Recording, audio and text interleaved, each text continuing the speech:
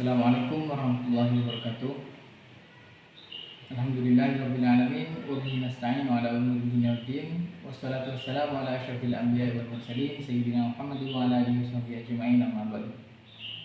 Kami perwakilan dari kelompok pertama yang terdiri dari Saudara Ahmad Nurul Khair, Hafiz Badali dan Muzaffil akan mempresentasikan tentang Sistem Keamanan Informasi dengan judul Evaluasi Keamanan Sistem Informasi. Nah, presentator pertama kita ada Muhammad Zafil, dan presentator kedua ada Hafiz Badali, dan yang ketiga ada Ahmad Nurul Khair. Nah, langsung saja untuk menyingkatnya waktu saya pasrahkan kepada mereka. Baik, langsung saja. Yang pertama, sumber lubang keamanan, yaitu ada 4 poin penting. Yang pertama, salah desain. Lubang keamanan yang ditimbulkan oleh salah desain umumnya jarang terjadi, akan tetapi apabila terjadi sangat sulit untuk diperbaiki. Akibat desain yang salah, maka biarpun dia diimplementasikan dengan baik, kelemahan dari sistem akan tetap ada. Nah, contohnya sistem yang lemah desain adalah algoritma ekskripsi ROT13 atau Tether Keeper, di mana karakter digeser 3 huruf atau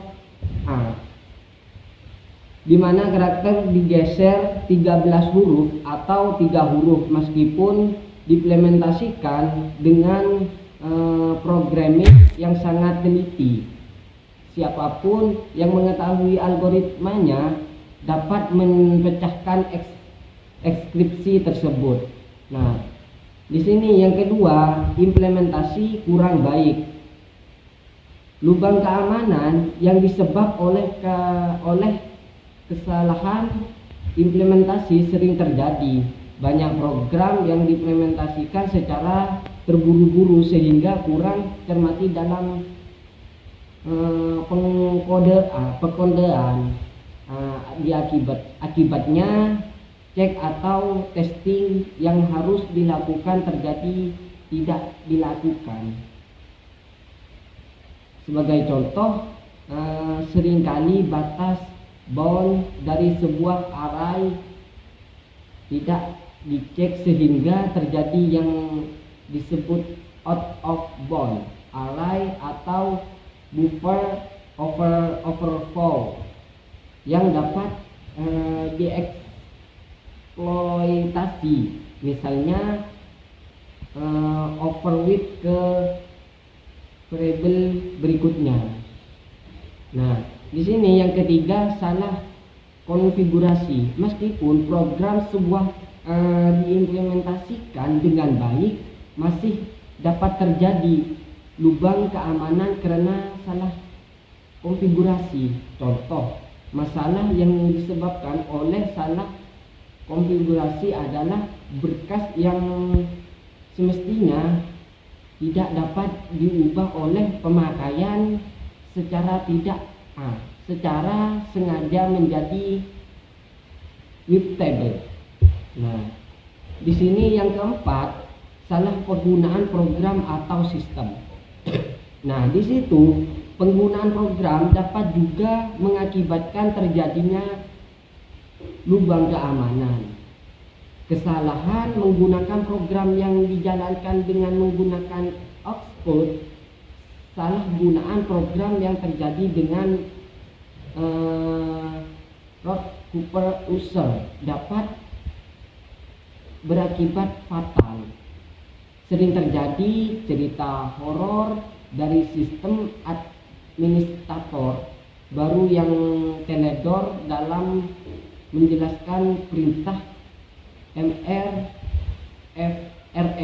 Nah, di sistem Unix administrator, di sistem Unix yang menghapus berkas atau direktory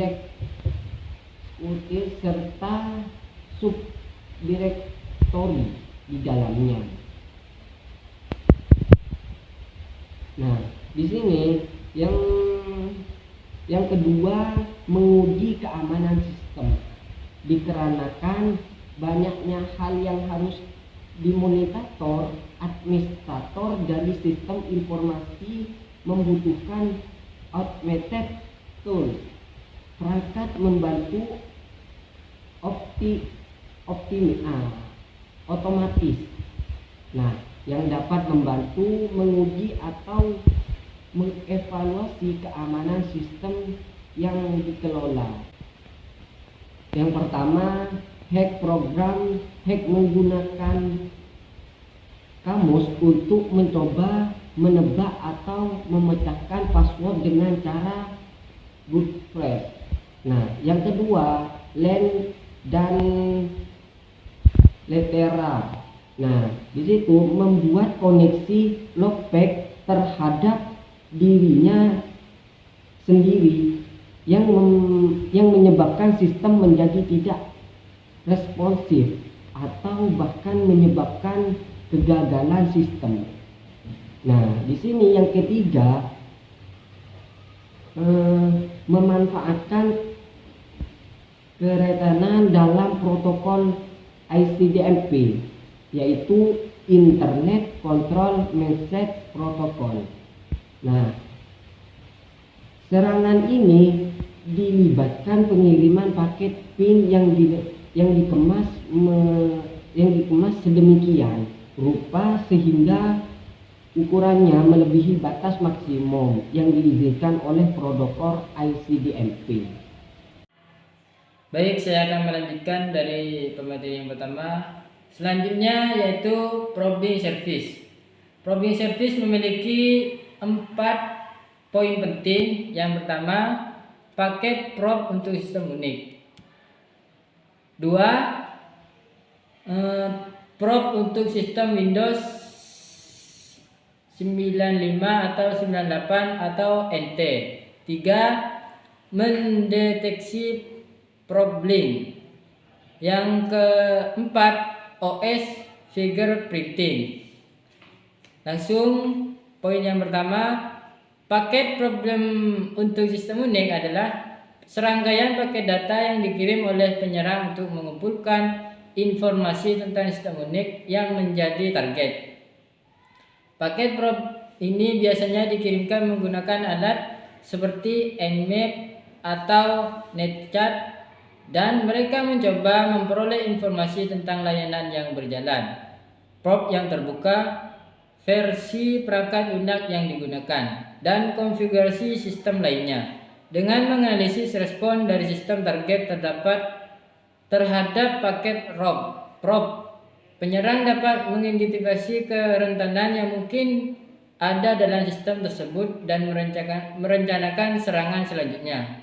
Penting bagi administrator sistem untuk memantau dan melindungi sistem mereka dari paket probe dengan mengimplementasikan firewall, intrusion detection system atau IDS, dan tindakan keamanan lainnya.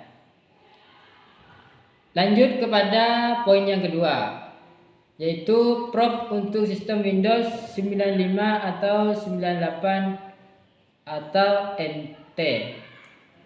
Adalah serangkaian paket data yang dikirim oleh penyerang untuk mengumpulkan informasi tentang sistem Windows yang menjadi target, seperti pada sistem unik. Paket probe ini juga digunakan untuk mengidentifikasikan layanan yang berjalan, probe yang terbuka, versi perangkat lunak yang digunakan, dan konfigurasi sistem lainnya. Penyerang dapat menggunakan alat seperti Nmap, Netcat, atau alat khusus lainnya untuk mengirim paket probe ini. Tujuan dari pengiriman paket probe adalah untuk mendapatkan informasi yang cukup tentang sistem target sehingga penyerang dapat merencanakan serangan selanjutnya, seperti serangan keamanan jaringan, eksploitasi kerentanan, atau pencurian data. Oleh karena itu, penting bagi administrator sistem untuk memastikan bahwa sistem mereka dilindungi dengan firewall, IDS atau Intrusion Detection System, dan tindakan keamanan lainnya untuk mencegah serangan yang memanfaatkan paket probe. Lanjut kepada poin yang ketiga, mendeteksi probing. Adalah proses mengidentifikasi atau memonitor aktivitas yang mencurigakan atau tidak biasa di dalam jaringan yang mungkin menandakan adanya upaya untuk mengumpulkan informasi atau merencanakan serangan terhadap sistem atau infrastruktur IT atau IT. Ini mencakup pengawasan terhadap aktivitas seperti pemindaan prod, mencoba akses yang tidak sah, atau mengumpulkan informasi yang tidak wajar tentang sistem atau layanan yang berjalan. Untuk mendeteksi probing, organisasi dapat menggunakan berbagai alat atau teknik, termasuk 1. Firewall. Mengkonfigurasi firewall untuk memblokir atau membatasi lalu lintas yang mencurigakan atau tidak biasa, seperti memindai port yang intensif atau serangan DOS (denial of service). 2. Intrusion Detection System. Menggunakan IDS untuk memantau lalu lintas jaringan dan mendeteksi pola atau tanda-tanda yang mencurigakan yang mungkin menunjukkan adanya probing atau serangan lainnya. 3. Logging and monitoring. Menerapkan logging atau memantau aktif untuk memantau aktivitas jaringan dan sistem secara real time, serta menganalisis log untuk mencari tanda-tanda kegiatan yang mencurigakan. 4. Perimeter defense. Menggunakan teknik perlindungan perimeter seperti penggunaan hotspot atau hotnet untuk menarik perhatian penyerang dan memberikan informasi berharga tentang teknik probing yang digunakan. 5. Penguji keamanan. Melakukan penguji keamanan dan audit secara berkala untuk mengidentifikasi kerentanan dalam infrastruktur IT dan menilai kesiapan sistem dalam mendeteksi dan menanggapi probing atau serangan lainnya. Poin yang keempat, OS fingerprinting adalah proses identifikasi sistem operasi yang berjalan pada perangkat jaringan berdasarkan responnya terhadap serangkaian permintaan atau paket data yang dikirimkan oleh penyerang. Tujuan utamanya dari OS fingerprinting adalah untuk mendapatkan informasi tentang sistem operasi yang digunakan oleh target yang dapat digunakan untuk merencanakan serangan yang sesuai atau untuk tujuan intelijen keamanan. Baik, saya akan menjelaskan atau melanjutkan dari penjelasan presentator pertama dan presentator kedua tadi yang membahas tentang beberapa poin-poin penting. Yang selanjutnya akan saya lanjutkan yaitu penggunaan program penyerang. Salah satu cara untuk mengetahui kelemahan sistem informasi adalah dengan menyerang diri sendiri dengan paket-paket program penyerang atau attack yang dapat diperoleh di internet. Nah, dengan menggunakan program ini kita dapat mengetahui apakah sistem yang telah kita buat itu rentan dan dapat dieksploitasi oleh orang lain atau tidak. Nah, ada juga program penyerang yang sifatnya melakukan pencurian atau menyadap data. Untuk penyadapan data biasanya dikenal dengan istilah sniffer. Meskipun data tidak dicuri secara fisik, sniffer ini sangat berbahaya karena dia dapat digunakan untuk menyadap password dan informasi yang sensitif. Beberapa contoh program sniffer atau pemrograman penyadap sniffer itu diantara lainnya ada PC PSP Capture ini untuk Unix, ada Sniffit untuk Unix juga, ada TCP Dump untuk Unix juga, dan ada juga Web X-Ray ini untuk Windows. Nah, selanjutnya itu penggunaan sistem pemantau jaringan. Nah, di dalam penggunaan sistem pemantau jaringan ini atau biasa kita kenal dengan network monitoring dapat digunakan untuk mengetahui adanya lubang keamanan. Misalnya, apabila Anda memiliki sebuah server yang semestinya hanya dapat diakses oleh orang dari dalam, akan tetapi dari pemantau jaringan ini dapat kita ketahui atau dapat Anda ketahui siapa saja orang luar yang mencoba mengakses melalui tempat lain. Selain itu, dengan pemantau jaringan dapat juga dilihat usaha-usaha untuk melumpuhkan sistem dengan melalui denial service attack atau bisa kenal dengan DOS. Dengan mengirimkan paket yang jumlahnya berlebihan membludak, mereka itu bisa menyerang kita. Nah, network monitoring biasanya dilakukan dengan menggunakan protokol SNMP, Simple Network Management Protocol. Beberapa contoh program network monitoring yang menggunakan SNMP yaitu ada Etherboy ini untuk Windows. Ada selain untuk Windows itu ada juga Etherman itu untuk Unix. Ada HP OpenView ini untuk Windows juga. Terus yang selanjutnya ada Packetboy untuk Windows, ada Patchman untuk Unix, ada SNP Collector untuk Windows dan Webboy juga untuk Windows.